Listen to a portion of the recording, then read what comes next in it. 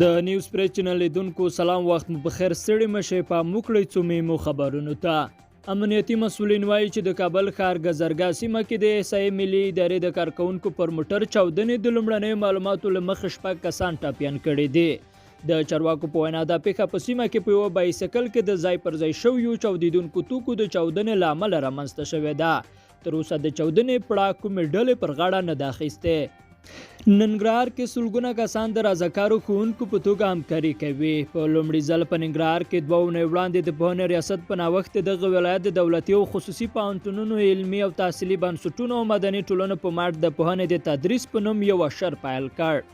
دغه ریاست په دې برخه کې له یو شمېر دولتي او خصوصي پوهنتونونو او مدني ټولنې سره هوکړه لیکونه هم کړي چې ښوونځیو ته به رضاکار ښوونکي ورپېژني.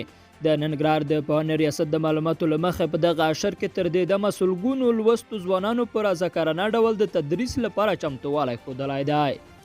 د غزني ولایتي شورا وایي وسلوالو تر 25 ډیر ملکیان له ځان سره بیولي.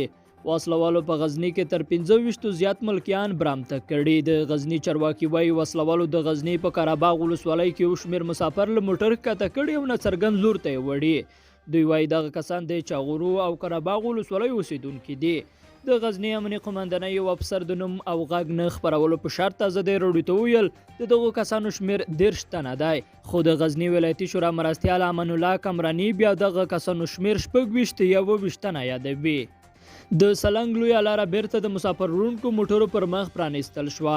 د سلنګ لویه لار چې له 3 ورځو راهیسې د درنو واورو طوفانونو له امله د ټرافیکو پر مخ بنده شوې وه، نن غرمه مهال بیرته د مسافر وړونکو موټرو پر مخ پرانیستل شوه. د سلنګ ولسوال محمد صابر احمدي ازادۍ راډیو ته د مسافر وړونکو موټرو پر مخ د دې لارې پرانیستل تایید کړل، خو ویل چې د درنو بار وړونکو موټرو پر مخ به دغه لار تر نامعلوم وخت پورې تړلې وي.